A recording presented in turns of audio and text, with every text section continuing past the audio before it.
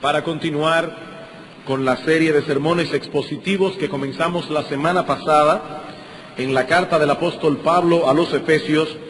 Los invito a ir conmigo al capítulo 1 de esta carta, Efesios capítulo 1, y vamos a leer los versículos 3 hasta el 14. Efesios capítulo 1, y vamos a leer desde los versículos 3 hasta el 14. Dice así la palabra de Dios: Bendito sea el Dios y Padre de nuestro Señor Jesucristo, que nos bendijo con toda bendición espiritual en los lugares celestiales en Cristo, según nos escogió en Él antes de la fundación del mundo, para que fuésemos santos y sin mancha delante de Él, en amor habiéndonos predestinado para ser adoptados hijos suyos por medio de Jesucristo, según el puro afecto de su voluntad, para alabanza de la gloria de su gracia, con la cual nos hizo aceptos en el amado, en quien tenemos redención por su sangre, el perdón de pecados, según las riquezas de su gracia, que hizo sobreabundar para con nosotros en toda sabiduría e inteligencia, dándonos a conocer el misterio de su voluntad, según su beneplácito, el cual se había propuesto en sí mismo de reunir todas las cosas en Cristo en la dispensación del cumplimiento de los tiempos, así las que están en los cielos como las que están en la tierra. En Él asimismo tuvimos herencia, habiendo sido predestinados conforme al propósito del que hace todas las cosas según el designio de su voluntad, a fin de que seamos para alabanza de su gloria, nosotros los que primeramente esperábamos en Cristo. En Él también vosotros, habiendo oído la palabra de verdad, el evangelio de vuestra salvación, y habiendo creído en Él, fuisteis sellados con el Espíritu Santo de la promesa, que es las arras de nuestra herencia, hasta la redención de la posesión adquirida para alabanza de su gloria. El texto que acabamos de leer es uno de los más gloriosos y rico en contenido de todo el Nuevo Testamento. En el original, los versículos 3 al 14 de Efesios 1 forman una sola oración, aunque Reina Valera para nuestro mejor entendimiento ha puesto 2 puntos en la oración. En realidad es una sola oración de 202 palabras.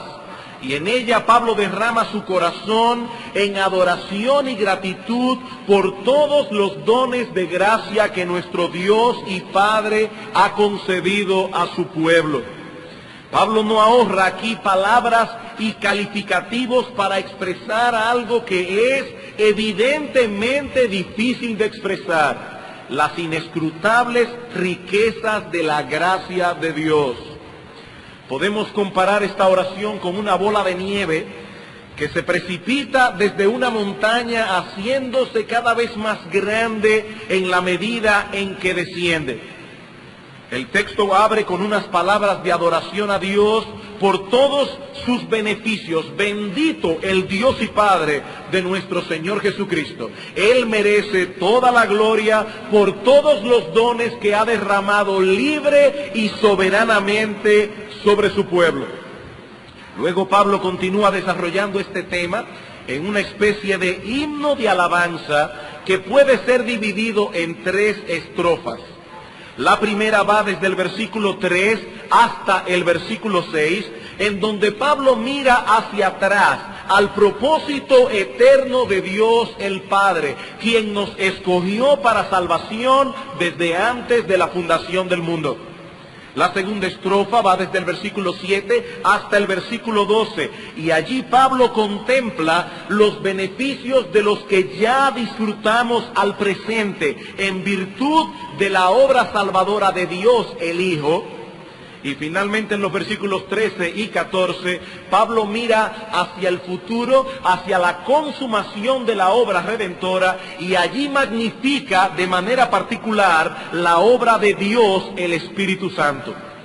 Así que las tres personas de la Trinidad, el Padre, el Hijo y el Espíritu Santo, son contempladas en este himno de adoración. Y cada una de las estrofas concluye con un estribillo similar. Versículo 6, para alabanza de la gloria de su gracia.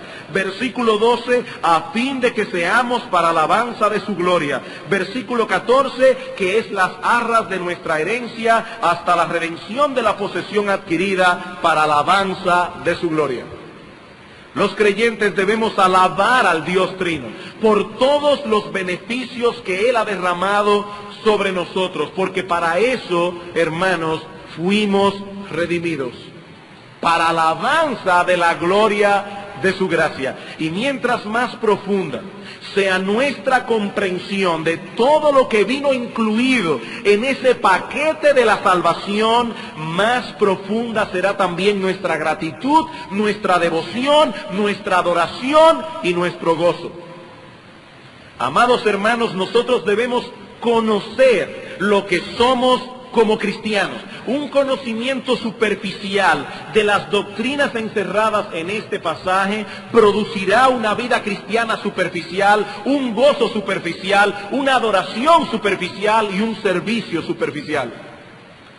Nuestro Dios nos ha bendecido, dice Pablo, con toda bendición espiritual. Pablo no está hablando aquí de algo que tal vez ocurra en el futuro, sino de algo que ya ocurrió. Si estamos en Cristo por la fe, ya hemos sido bendecidos con todas esas bendiciones de las que Pablo habla en este texto. Y yo espero, mis queridos hermanos, y ha sido mi oración a Dios, mi súplica esta semana, yo espero que el Espíritu de Dios use este estudio para revelar a los creyentes en medio nuestro los enormes, extraordinarios privilegios que nosotros poseemos al haber sido incluidos en el plan eterno de salvación. Y que de ese modo nuestros corazones sobreabunden de alabanza, de gratitud, y aumente en todos nosotros el anhelo de vivir a la altura de nuestra vocación como cristianos. El anhelo de vivir a la altura de lo que nosotros somos como creyentes en Cristo. Para el estudio de hoy vamos a dividir este texto en dos secciones. La primera sección va desde el versículo 3 hasta el versículo 6, y allí Pablo nos da una descripción de las bendiciones divinas. Mientras que en los versículos 7 al 14, el apóstol Pablo enumera alguna de esas bendiciones. Por causa del tiempo, en la mañana de hoy, tendremos que quedarnos en la primera sección, la descripción de las bendiciones con que hemos sido bendecidos. Y hay cuatro cosas que Pablo revela al respecto en los versículos 3 al 6. Lo primero es la fuente de donde provienen esas bendiciones. La fuente de donde provienen esas bendiciones. Dice en el versículo 3, bendito sea el Dios y Padre de nuestro Señor Jesucristo, que nos bendijo. Todas esas bendiciones, dice Pablo, provienen de Dios. Ahora bien, ¿quién es ese Dios del que habla Pablo en nuestro texto y que nos ha bendecido con toda bendición espiritual? Vivimos en una generación tan extraña que es necesario que hagamos una aclaración en cuanto a quién es ese Dios. Para muchas personas al día de hoy la palabra Dios carece por completo de significado. Dios es para ellos una fuerza misteriosa que de algún modo incide en el universo. Una fuerza que no podemos definir y mucho menos intentar conocer. Pero cuando Pablo habla de Dios en ese pasaje, lo hace en un sentido completamente distinto. Ese Dios que nos bendijo con toda bendición espiritual es una persona que se ha revelado a través de su Hijo, nuestro Señor Jesucristo. El Dios de las Escrituras no es una fuerza ciega, no es un algo indefinido y misterioso, no. Él es un ser personal que trata con nosotros, su pueblo, en una relación íntima, cercana e inteligente. Él cuida a los suyos, los ama con un amor eterno e inalterable y ha reservado para su pueblo la crema de sus bendiciones. Mis amados hermanos, no existe un privilegio más grande que conocer a ese Dios y relacionarnos con Él. Él es la fuente de todo bien. Es una desgracia para el impío estar lejos de Dios. Él es la fuente de todo bien. Y Él ha decidido soberana, sabia y bondadosamente derramar todas sus bendiciones sobre nosotros. Él ha abierto la ventana de los cielos. Él es nuestro Padre y Él ha decidido, sabia, soberana y bondadosamente, abrir las ventanas de los cielos sobre su pueblo. En segundo lugar, vemos en el texto el carácter de estas bendiciones. El carácter de estas bendiciones. Bendito sea el Dios y Padre de nuestro Señor Jesucristo, que nos bendijo con toda bendición espiritual en los lugares celestiales. Toda bendición espiritual en los lugares celestiales. Y eso debe ser recalcado con mucho cuidado en esta época tan materialista en que nos ha tocado vivir. Dentro de pocos días, semanas, estarán allí las Navidades y el Año Nuevo. Y muchas personas se felicitarán al terminar el año que está pasando y comenzar el año próximo, y seguramente alguien se va a acercar a ti y te va a decir tres cosas: salud, dinero y amor. Esas son las cosas más grandes para el hombre. Salud, dinero y amor. Nosotros vivimos en una sociedad que idolatra la salud, que idolatra las riquezas y que idolatra la buena vida. Y lo más triste de todo esto, hermanos, es que algunos han querido acomodar el mensaje del Evangelio a esa forma de pensar. Por eso tantas personas hoy día han abrazado el llamado Evangelio de la prosperidad. Evangelio de la prosperidad. Si somos cristianos, dicen algunos, debemos prosperar económicamente, debemos tener salud, debemos disfrutar de muchas posesiones porque somos hijos del Rey y debemos vivir como tales. Dice alguien, el Evangelio de la prosperidad trata de hacernos creer que la mayor preocupación de Dios es hacernos felices, no santificarnos.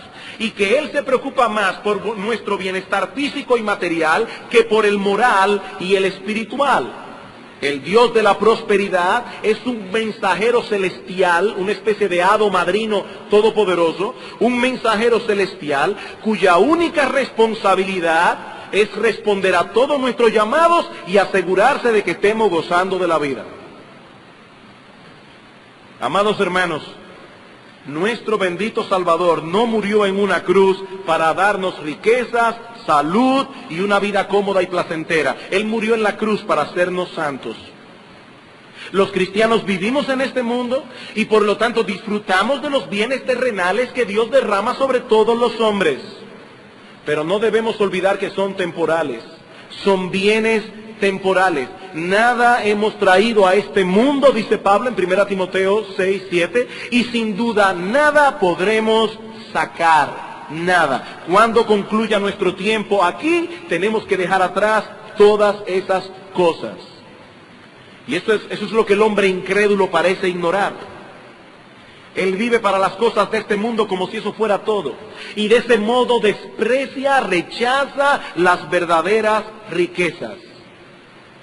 Pero los cristianos somos distintos. Aunque vivimos en este mundo y disfrutamos de las mismas cosas lícitas que todos los hombres disfrutan, nosotros somos también ciudadanos del cielo. Y como tales disfrutamos de enormes privilegios que no todos los hombres disfrutan. Y es acerca de esos privilegios que Pablo está hablando en nuestro texto. Riquezas, bendiciones espirituales en los lugares celestiales. Hermanos amados, nosotros estamos aquí Por el momento vivimos en este mundo, pero realmente pertenecemos a otro lugar.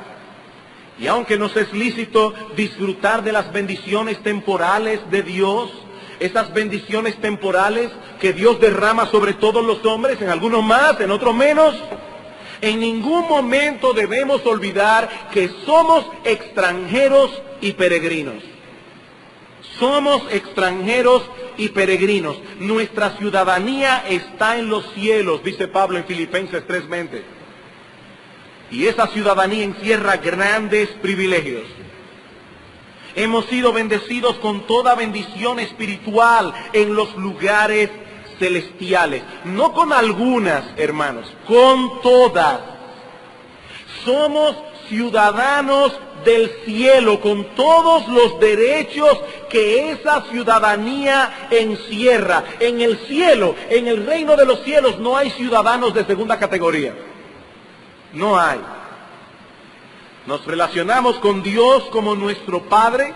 Podemos entrar cuantas veces queramos al trono de la gracia. Tenemos el poder de Dios obrando a nuestro favor. Sabemos que Él controla todas las cosas para nuestro bien y nos gozamos en la esperanza ciertísima de la vida eterna. En otras palabras, aunque no hemos llegado al cielo, ya estamos disfrutando un anticipo de Él, aquí y ahora. Por eso no importa si tenemos poco o mucho de los bienes de este mundo. Si somos creyentes genuinos, nuestro verdadero disfrute, nuestro más profundo deleite, son esas bendiciones espirituales de las que Pablo habla en esta carta, y que todos los creyentes aquí disfrutamos, sean ricos o pobres. Bendiciones que estaremos considerando en la medida que avanzamos en nuestro estudio de la carta a los Efesios. Hemos visto entonces la fuente de donde provienen esas bendiciones, hemos visto su carácter. Veamos ahora en tercer lugar el agente por medio del cual participamos de ella. El agente. Dice el versículo 3, bendito el Dios y Padre de nuestro Señor Jesucristo, que nos bendijo con toda bendición espiritual en los lugares celestiales en Cristo. He ahí el agente, en Cristo. Y una vez más nos topamos con esa frase que ya consideramos brevemente en el sermón anterior. Hemos sido bendecidos con toda bendición espiritual porque estamos en Cristo. Y por lo menos 12 veces aparece esa frase o alguna similar solo en los versículos 3 al 14. En el resto de la carta a los Efesios, un montón de veces. En Cristo. Cristo es el recipiente de todas las bendiciones de Dios y nosotros estamos en Él, unidos espiritualmente a Él, de tal manera que todo lo de Él es nuestro. Es por eso que Pablo dice en Romanos capítulo 8, versículo 17, que los creyentes somos coherederos de Dios con Cristo. Piensen en eso, hermanos. Cristo es el Hijo de Dios, Él es el heredero de Dios, y nosotros, dice Pablo, somos coherederos juntamente con Él. Como bien señala John MacArthur, las riquezas de Cristo son nuestras riquezas, sus recursos son nuestros recursos, su justicia es nuestra justicia, sus privilegios son nuestros privilegios, sus posesiones son nuestras posesiones. Nosotros estamos en Cristo y por eso somos lo que somos, por eso tenemos lo que tenemos. Por medio de la fe, nuestras vidas han quedado irremisiblemente ligadas a la suya. Dice Pablo que somos un espíritu con Él en 1 Corintios capítulo 6, versículo 17. Somos un espíritu con Él. Esto es un gran misterio, pero es una realidad, hermanos, que debe llenar de sobrecogimiento el corazón de todo verdadero cristiano. Ahora bien, ¿y por qué nosotros disfrutamos de todos esos privilegios y mucha gente no? ¡Qué grandes privilegios! ¿Por qué nosotros disfrutamos de todos esos privilegios y mucha gente no? Bueno, porque estamos en Cristo, sí, pero ¿por qué nosotros estamos en Cristo y otros no? Bueno, porque nosotros respondimos al Evangelio. Sí, pero ¿por qué nosotros respondimos al Evangelio y mucha gente que lo escucha no responde? ¿Es que acaso nosotros somos mejores que ellos? ¿O tal vez es que somos más inteligentes? Bueno, esto nos lleva al próximo punto. La base sobre la cual disfrutamos de todos esos privilegios. Versículo 4. Según nos escogió en Él, dice Pablo, Dios nos bendijo con toda bendición espiritual, según nos escogió en Él antes de la fundación del mundo, para que fuésemos santos y sin mancha delante de Él. En amor, habiéndonos predestinado para ser adoptados hijos suyos por medio de Jesucristo, según el puro afecto de su voluntad, para alabanza de la gloria de su gracia, por la cual nos hizo aceptos en el amado. Pablo nos dice aquí que todas esas bendiciones vienen a nosotros de acuerdo al plan eterno de Dios. Él nos bendijo con toda bendición espiritual según nos escogió en Él. Él nos bendijo en conformidad con el hecho. Esa es la idea de la palabra según que aparece aquí en nuestro texto. En conformidad con el hecho de que nos escogió conforme a un plan que Él se había trazado en la eternidad.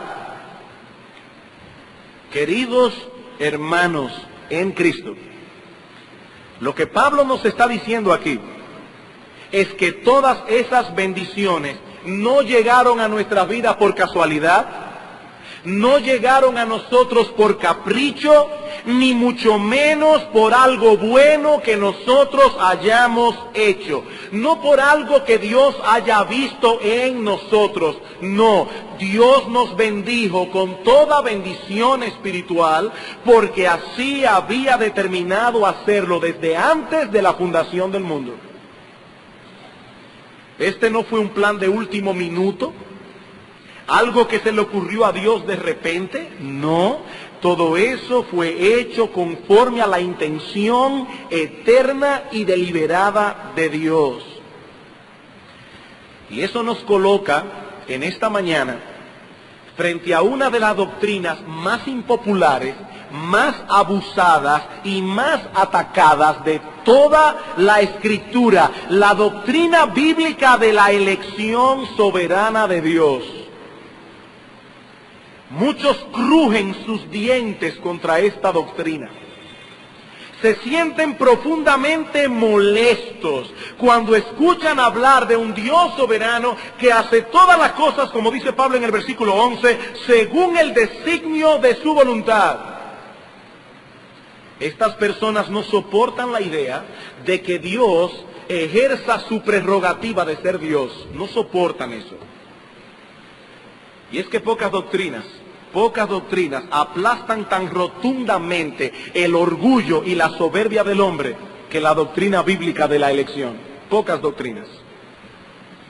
Hermanos, amigos que nos visitan en esta mañana, la Biblia enseña con toda claridad que Dios es soberano y que antes de la fundación del mundo Él escogió libre y soberanamente a un grupo de personas para salvación y a los demás los dejó sumidos en su justa condenación.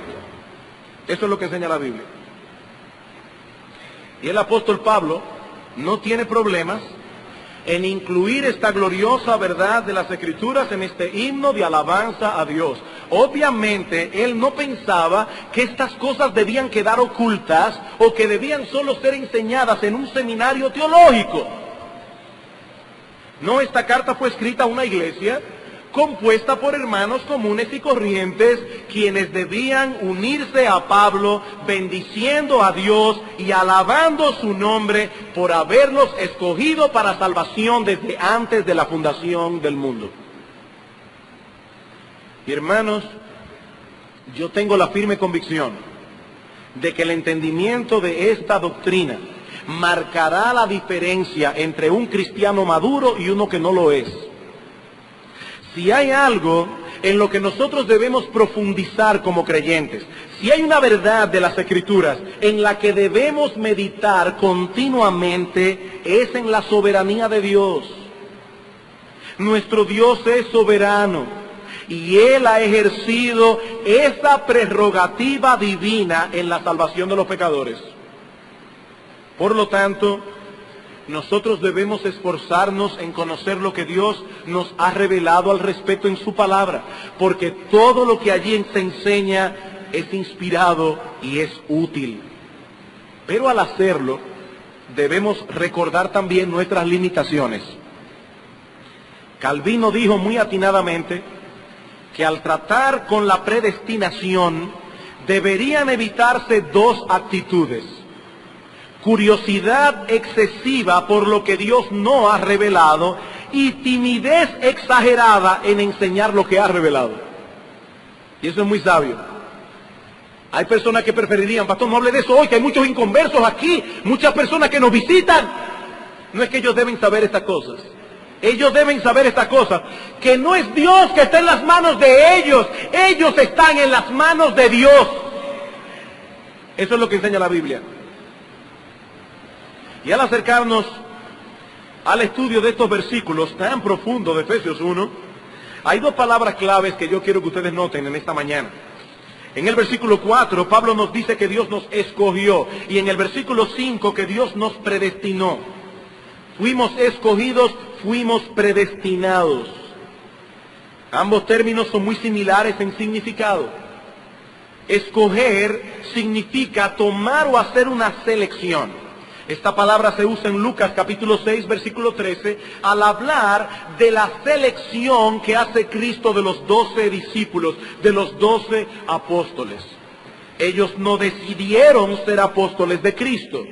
Cristo los seleccionó soberanamente de entre la multitud que los seguía para que fuesen sus apóstoles. Tú, Pedro, tú, Santiago, tú, Juan.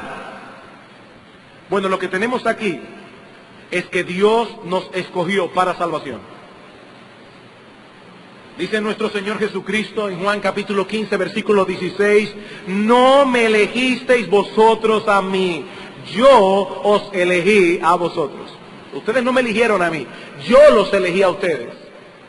Y Hendrickson, comentando esta frase, dice: en la tierra los amigos generalmente se escogen entre sí, pero la amistad de la que Jesús habla en ese texto de Juan es diferente, es unilateral en su origen.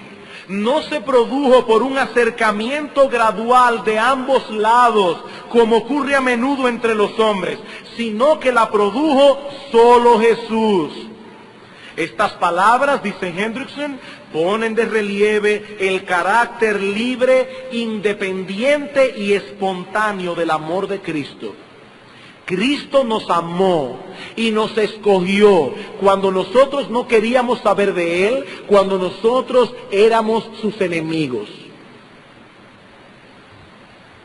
La segunda palabra que aparece en nuestro texto en Efesios es predestinación. Predestinación. Y esta es la traducción de la palabra griega proorizo, palabra compuesta de pro, que significa de antemano, y orizo, de donde viene nuestra palabra en español horizonte. ¿Qué es el horizonte? Es la línea demarcatoria que en lontananza separa la tierra del cielo. Eso es el horizonte. Es la línea que divide el cielo de la tierra. La idea de esta palabra entonces es trazar una línea de antemano. Dios soberanamente trazó una línea y a algunos los destinó de antemano para ir al cielo. Eso es lo que Pablo está diciendo. Nosotros podemos rebelarnos contra esta verdad de las Escrituras, pero es imposible evadir el hecho de que la Biblia enseña eso. Yo puedo rebelarme contra la Biblia, pero es imposible evadir el hecho de que la Biblia enseña tal cosa. Romanos capítulo 8. Romanos capítulo 8. Versículo 28. Dice el apóstol Pablo: y sabemos que a los que aman a Dios todas las cosas les ayudan a bien. ¿Y quiénes son esos que aman a Dios? Dice, esto es, los que conforme a su propósito son llamados. porque a los que antes conoció, también los predestinó. Algunos dirán, fíjese pastor, dice a los que antes conoció. O sea que el Señor sabía de antemano que iban a creer. No es de eso que Pablo está hablando aquí. Porque cuando Dios nos conoció en la eternidad, lo que Él sabía es que íbamos a ser pecadores. Eso era lo que Él sabía. No, la palabra ginosco aquí, que Pablo traduce, Reina Valera traduce conoció, no significa un conocimiento intelectual. Significa un amor soberano e íntimo. Por ejemplo, dice en Mateo capítulo 1, versículo 25, que José recibió a María su mujer, pero no la conoció, la misma palabra que aparece aquí, hasta que dio a luz a su hijo primogénito. La palabra conocer en la Biblia se usa aún hasta para las relaciones íntimas entre un esposo y su esposa. No era que José no sabía quién era María. No, él sabía quién era ella, pero no la conoció en ese sentido. Bueno, dice Dios, aquí dice Pablo, a los que antes conoció, a esos predestinó, para que fuesen hechos conformes a la imagen de su Hijo, para que Él sea el primogénito entre muchos hermanos. Y a los que predestinó, a estos también llamó, y a los que llamó, a estos también justificó, y a los que justificó, a estos también glorificó. A esos mismos que Él amó en la eternidad, a esos mismos que Él predestinó. Por eso en el capítulo 9, versículo 16 dice, así que no depende del que quiere ni del que corre, sino de Dios que tiene misericordia. La salvación depende de Dios, que tiene misericordia. Y Pablo continúa desarrollando ese tema en todo el capítulo 9, 10 y 11, y concluye diciendo en el versículo 33, oh profundidad de las riquezas, de la sabiduría y de la ciencia de Dios. Cuán insondables son sus juicios e inescrutables sus caminos. Porque ¿quién entendió la mente del Señor? ¿O quién fue su consejero? ¿O quién le dio a él primero para que le fuese recompensado? ¿Acaso actúa Dios porque el hombre primero le da algo y entonces él responde? Dice Pablo, no, a él nadie le dio nada primero para que le fuese recompensado, porque de él y por él y para él son todas las cosas, a él sea la gloria por los siglos, amén. Y cuando Pablo dice de él, por él y para él son todas las cosas, Pablo está pensando primariamente en la salvación de los pecadores, porque ese es el contexto de esos capítulos. La salvación es de Él, por Él y para Él. Mis hermanos, como yo decía hace un momento, el punto que debemos determinar aquí es quién está en las manos de quién. ¿Es Dios quien está en las manos del pecador y está allí temblando porque tal vez la muerte de Cristo no va a cumplir su propósito porque los pecadores han endurecido su corazón contra Él y allí está el pobre Dios? Esa es la imagen que nosotros tenemos de Dios. No, mi amigo pecador, eres tú el que debes estar temblando, porque eres tú que estás en la mano de Dios. Y si todavía estás vivo y oyendo estas cosas y no has descendido al infierno, es porque Dios en su misericordia no ha volteado su mano. Eres tú que estás en las manos de Dios. No es Dios que está en las manos tuyas. Tú no eres tan poderoso. Tú estás en las manos de Dios. Ahora no te olvides que tú estás en las manos de un Dios airado. En un Dios que está airado contra ti por todos tus pecados. Un Dios que no tiene ninguna razón que no sea su pura misericordia para no voltear su mano y enviarte al infierno por toda la eternidad en este mismo instante. Eres tú que estás en las manos de Dios. Dios no está en las manos tuyas. ¿Y qué nos enseña Pablo en este texto de Efesios acerca de la elección? 5 cosas. En primer lugar, Pablo establece la base de esa elección. La base de esa elección. Dice en el versículo 4, según nos escogió en Él. En Él. Y hermanos, una vez más, volvemos al mismo punto, y yo lo voy a recalcar cuantas veces Pablo quiera que lo recalquemos. Fuimos elegidos en Cristo. En Cristo. Cuando Dios nos incluyó en su plan soberano, Él sabía que no merecíamos ser incluidos. Pero Cristo se comprometió de antemano a pagar completamente nuestra deuda. Yo voy a pagar, dice Cristo, Y es en ese sentido que Pablo dice, fuimos elegidos en Él. Fuimos elegidos en Él. De no haber sido por la segunda persona de la Trinidad, nunca habríamos sido incluidos en el plan de Dios, nunca. En segundo lugar, Pablo establece el momento de la elección. El momento de la elección. Según nos escogió en Él antes de la fundación del mundo. En otras palabras, esta selección se hizo en la eternidad. Antes del inicio del tiempo, antes de la creación de todas las cosas, Dios nos incluyó soberanamente en su plan de redención. Mi hermano, si tú estás hoy en Cristo, entiende eso. En la eternidad Dios te dio, Dios pensó en ti, Dios te escogió. Dios te escogió. Increíble, pero es así. En tercer lugar, vemos en el texto el propósito de la elección. El propósito. ¿Para qué nos escogió Dios? Bueno, Pablo responde dos cosas. Por un lado nos dice, versículo 4, que Dios nos escogió para ser santos y sin mancha delante de Él. Y eso es interesante. No fue que Él vio que nosotros íbamos a ser santos. No fue que Él vio algo en nosotros, algo bueno en el fondo, y por eso nos escogió. No, Él vio más bien nuestro pecado, Él vio nuestra impiedad y nos escogió para hacernos santos. De hecho, noten cómo Pablo describe nuestra condición antes de venir a Cristo en el capítulo 2. Y Él os dio vida a vosotros cuando estabais muertos en vuestros delitos y pecados. Y dice en el versículo 3 que éramos por naturaleza hijos de ira, lo mismo que los demás. Así estábamos cuando Dios nos escogió. Hermanos, la santidad es un fruto de la elección, no la causa. No la causa, es un fruto de la elección. Él nos escogió para ser santos y sin mancha delante de Él. Y quizás el mejor comentario que nosotros podemos hacer de ese texto es el que encontramos en Tito capítulo 2. La carta de Pablo a Tito capítulo 2, versículo 11. Porque la gracia de Dios se ha manifestado para salvación a todos los hombres, enseñándonos que renunciando a la impiedad y a los deseos mundanos, vivamos en este siglo sobria, justa y piadosamente, para ser santos y sin mancha, aguardando la esperanza bienaventurada y la manifestación gloriosa de nuestro gran Dios y Salvador Jesucristo, quien se dio a sí mismo por nosotros para redimirnos de toda iniquidad y purificar para sí un pueblo propio, celoso de buenas obras.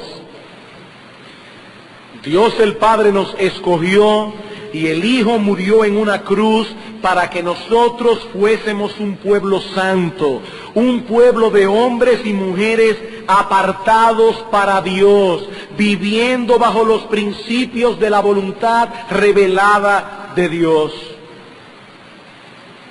Ese propósito divino en la elección debe repercutir en nuestras vidas, aquí y ahora como creyentes que somos. Positivamente debemos tener la ambición de ser cada vez más santos, de conformarnos cada vez más a ese carácter santo de Dios. Negativamente debemos tener la ambición de ser sin mancha, irreprensibles. Amparados en la gracia de Dios, debemos apartarnos de toda apariencia de mal, dice Pablo en 1 Tesalónicas 5:22, porque para eso fuimos escogidos. Esa obra de santificación en nosotros comienza en el momento mismo de la conversión, cuando nuestros corazones son purificados y librados de la esclavitud del pecado. Luego continúa desarrollándose en nuestra vida práctica en la medida en que hacemos uso de los medios de gracia que Dios ha provisto para santificarnos. Y esa obra será finalmente perfeccionada cuando seamos glorificados, cuando seamos hechos perfectos en la venida en gloria de nuestro Señor Jesucristo. El propósito de Dios al elegirnos de ninguna manera será frustrado. Hermanos, algún día todos nosotros nos presentaremos delante de Él perfectos, perfectos. Pero no solo eso. Versículo 5. Pablo nos dice también que fuimos escogidos no solo para ser santos y sin mancha, sino también para ser adoptados hijos suyos por medio de Jesucristo. Para ser adoptados. Hoy día, cuando nosotros hablamos de adopción, de inmediato pensamos en un niño pequeño. Pero en el tiempo del apóstol Pablo no se solían adoptar bebés, sino a personas adultas. Ese concepto de adoptar un bebé era muy extraño en la época del apóstol Pablo. Si un hombre pobre no podía tener un hijo, lo mataba, así de simple.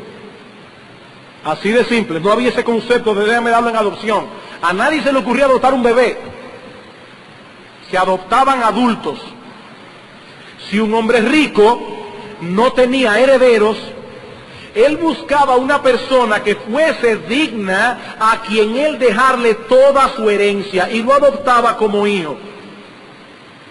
De inmediato esa persona tenía derecho sobre todos los bienes del hombre rico. Y eso es lo que Pablo tiene en mente cuando habla aquí de adopción. Nosotros somos ahora hijos de Dios, con todos los derechos filiares de un hijo, porque Dios nos adoptó, nos adoptó. Solo que cuando Dios decidió hacer eso, nosotros no éramos dignos herederos suyos. Por eso lo primero que hace Dios es justificarnos.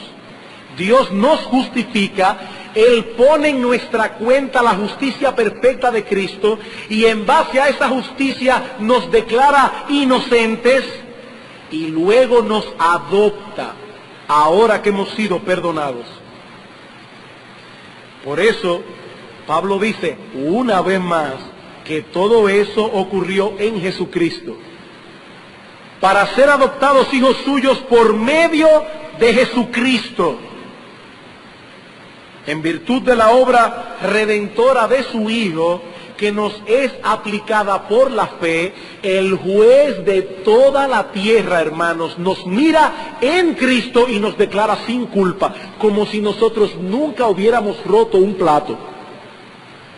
Sin culpa, inocente. Y luego nos recibe como hijos en su familia y pone su nombre sobre nosotros y nos concede libremente un sinnúmero de beneficios porque ahora Él es nuestro Padre y nosotros somos sus hijos. ¡Qué bendición tan grande!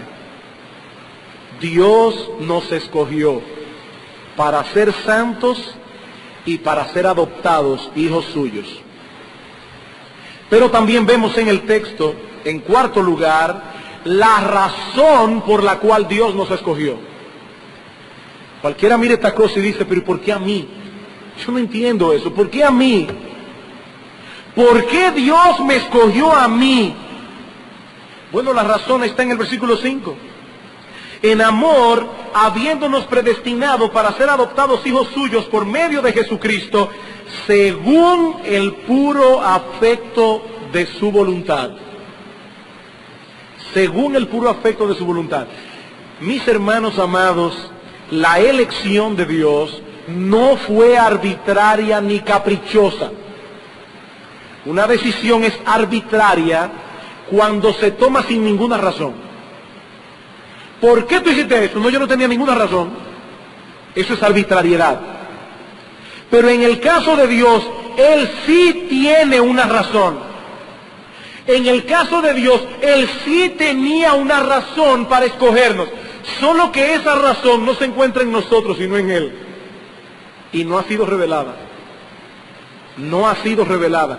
Esa razón no se encuentra en nosotros. No fue que Él vio nada en nosotros. No. Esa razón se encuentra solo en Él. Y no ha sido revelada. Cuando Pablo habla allí del puro afecto de su voluntad, él está hablando de la benevolente, la bondad soberana de Dios. Él nos escogió conforme a su benevolente soberanía, por su bondad que es santa y que no posee motivos impuros en ella. Por eso es un puro afecto, es el puro afecto de su voluntad. Mis hermanos, eso es todo lo que nos ha sido revelado al respecto y por lo tanto es hasta allí que debemos llegar. Es hasta allí que debemos llegar. Dios se deleitó en amarnos desde antes de la fundación del mundo y conforme a ese amor soberano nos eligió. Por eso es que dice en el versículo 5 que Él nos predestinó en amor, habiéndonos en amor predestinado, según el puro afecto de su voluntad. Por último, Pablo nos muestra en el texto el propósito final de Dios en hacer todo esto. El propósito ulterior. Dice el versículo 6, para alabanza de la gloria de su gracia. ¿Para qué hizo Pablo todo eso? ¿Para qué hizo Dios, todo eso? Para alabanza de la gloria de su gracia. Hermanos, la meta final hacia la cual se mueve todo lo antes dicho es el reconocimiento en adoración, alabanza, de la excelencia divina, eso es gloria, manifestada en favor de los indignos, eso es gracia. Alabanza de la gloria de su gracia. Como bien señala Hodge, el propósito de la redención es exhibir la gracia de Dios de una manera tan eminente que llene todos los corazones de sobrecogimiento y todos los labios de alabanza. Hermanos, Dios hizo todas las cosas como lo hizo, para que nosotros nos paremos delante de un texto como ese y digamos, gloria a Dios, aleluya. Yo no entiendo eso, pero Dios merece toda la gloria y Él tendrá mi corazón, mi gratitud, mi alabanza por los siglos de los siglos. No podemos llegar más lejos de ahí. No podemos llegar más lejos de ahí. Y una vez más, Pablo no se cansa de conectar todo eso con la persona de Cristo. Con la persona de Cristo. De nuestro bendito, nuestro precioso Salvador Jesucristo. Dice en el versículo 6, para alabanza de la gloria de su gracia, con la cual nos hizo aceptos en el amado. Y literalmente, este texto debe ser traducido, la gracia que nos fue bondadosamente conferida o gratuitamente impartida sobre nosotros, como creo que dice la versión de las Américas, en el amado, en el amado. Noten cómo Pablo se refiere a Cristo aquí, el Hijo amado de Dios. Él es el amado. Hermanos, Dios el Padre ama a su Hijo con un amor que no tiene comparación. Es un amor eterno, es un amor inalterable, es un amor en el que nunca se ha puesto barrera, excepto cuando Cristo estaba en la cruz pagando por nuestros pecados. Ese amor nunca ha tenido barreras. Dios ama al Hijo de ese modo, y que hemos dicho ya, que nosotros estamos en Él. Nosotros estamos en Él. En virtud de esa unión, en virtud de que nosotros estamos en Cristo, nosotros somos ahora el objeto del amor del Padre y beneficiarios de todas sus bendiciones. Por eso dice Pablo, todas esas gracias que nosotros hemos recibido en el amado, en el amado. Y a la luz de todo esto yo me pregunto, hermanos, ¿existe acaso un privilegio más grande que ser cristiano?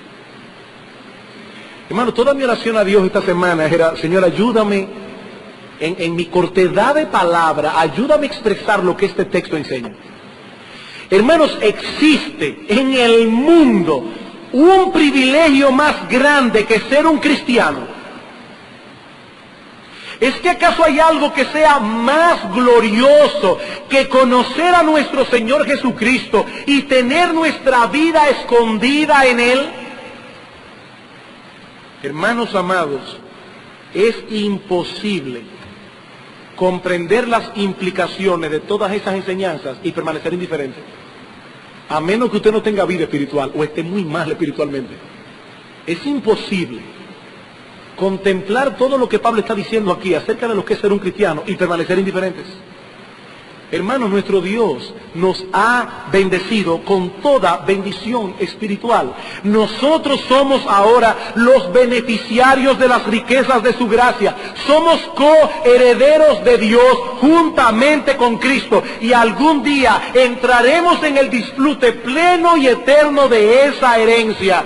Y todo eso porque Dios de pura gracia nos amó cuando no había nada digno en nosotros que nos hiciera merecedores de ese amor. Y yo me pregunto una vez más, ¿acaso no deberían nuestros corazones llenarse de sobrecogimiento, de gozo y de gratitud? ¿Acaso no deberían nuestras bocas llenarse de alabanza ante un cuadro como este que acabamos de contemplar?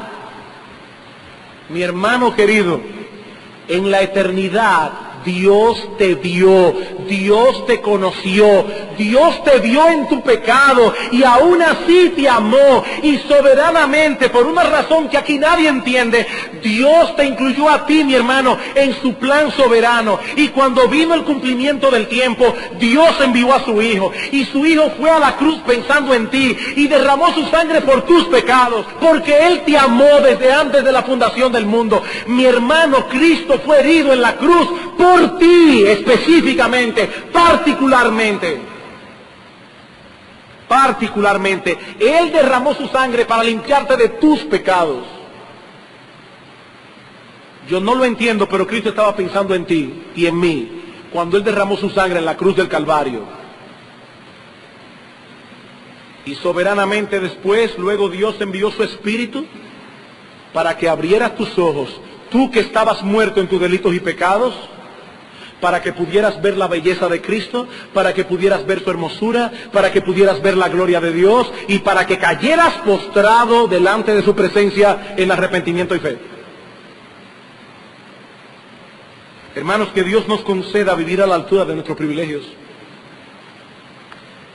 Que Dios nos conceda que nosotros podamos mostrar al mundo la gloria de Dios a través de una vida santa y gozosa, independientemente de las circunstancias adversas en que nos encontremos en estos momentos. Mis amados hermanos, ¿dónde estaba Pablo cuando escribió su carta a los Efesios? En una prisión en Roma. En una prisión en Roma. Y en vez de estar quejándose, en vez de estar lamentándose, en vez de caer en la autocontemplación, allí en aquella prisión, la mente y el corazón de este hombre estaban ocupados en estas realidades. Allí en aquella prisión, Pablo bendecía a Dios por las riquezas de su gracia. Y yo te pregunto, mi amado hermano, ¿es en esas cosas que ocupas tú tu mente para traducirlas luego en alabanza y gratitud? ¿Son estas realidades eternas el consuelo de tu corazón en medio del dolor y la adversidad? ¿Es esto el combustible que te mueve a seguir corriendo con paciencia la carrera que tenemos por delante, a no tirar la toalla porque tenemos los ojos puestos en Jesús? ¿Es este el pensamiento que guarda tu corazón para no codiciar las riquezas temporales y pasajeras de este mundo, para guardarte de la mundanalidad?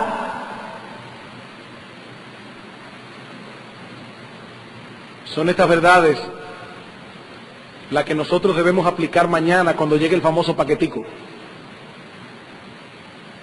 Cuando nosotros veamos que el ITEVI subió a qué sé yo cuánto, que las cosas se van a encarecer de esta manera, que el gas, que la gasolina, yo no sé cuántas cosas más tiene el famoso paquetico. Mis hermanos, nosotros tenemos aquí un paquetazo que puede opacar completamente el paquetico. Y son estas cosas en las que nosotros debemos poner la mente y el corazón cuando mañana o el martes o en la noche del lunes abramos los periódicos y veamos qué es lo que nos espera. Nosotros debemos estar mirando la gloria de Dios, las inescrutables riquezas de su gracia para con nosotros su pueblo. Pero yo no quiero concluir en esta mañana sin traer unas breves palabras de aplicación para todos aquellos que están sin Cristo entre nosotros. Mi amigo, no pienses que todo esto que hemos dicho hoy de la elección divina elimina toda esperanza para ti, no lo pienses. O que puedes tomar esta doctrina como una excusa para no venir a Cristo en arrepentimiento y fe, ni lo pienses. El llamado de Dios a los hombres es universal. Venid a mí todos los que estáis trabajados y cargados, y yo os haré descansar. Y no habrá nadie que atienda a ese llamado que se ha desechado. Nadie. Mi amigo, la Biblia no enseña en ningún lugar que para venir a Cristo debemos averiguar primero si somos elegidos. La Biblia no enseña eso.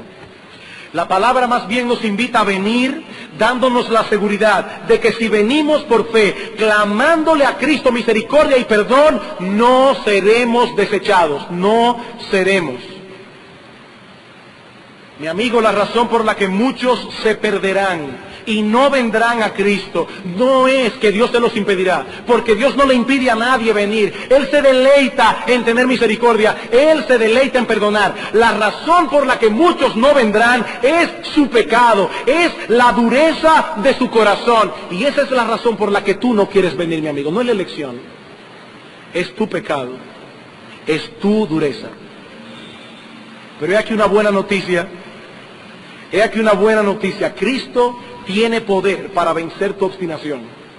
Y ese poder obra a través de la predicación del Evangelio.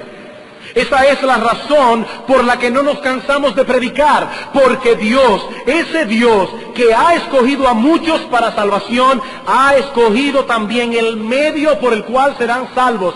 Y el medio primordial escogido por Dios es la locura de la predicación. Por eso dice Pablo en Romanos capítulo 1, versículo 16, que el Evangelio de Dios es poder para salvación. Y en Romanos 10, 17 dice que la fe es por el oír, y el oír por la palabra de Dios. A Dios le ha placido salvar a los creyentes por la locura de la predicación. Mi amigo, tú tienes la responsabilidad de responder al llamado de Dios. Esa es tu responsabilidad.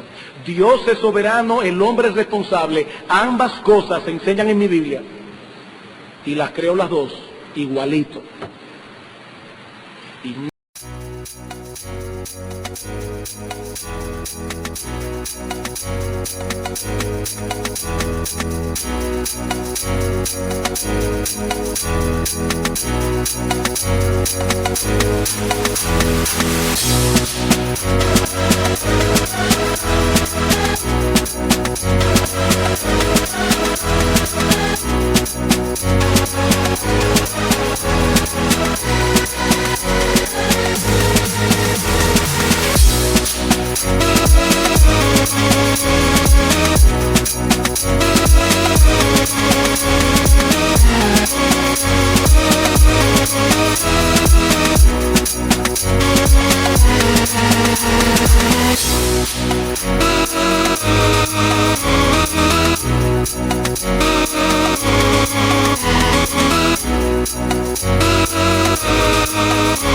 nadie será salvo. Nadie será salvo hasta tanto se exponga a las Escrituras y responda a ellas creyendo y arrepintiéndose. La Biblia no dice si son elegidos serán salvos. La Biblia dice si creen serán salvos. Esa es tu responsabilidad, arrepentirte y creer. Y ahora que has escuchado su palabra, ahora yo quiero persuadirte a que acudas a Él, a que acudas a Él. Ve a Él, mi amigo, ve a Él. Pídele que tenga misericordia de ti. Pídele que perdone tus pecados. No te quedes allí tratando de averiguar si tú eres uno de los escogidos. Si has comprendido que eres pecador y que necesitas ser salvo, mi amigo, he ahí al Salvador. He ahí al Salvador. Descansa enteramente en Él por la fe.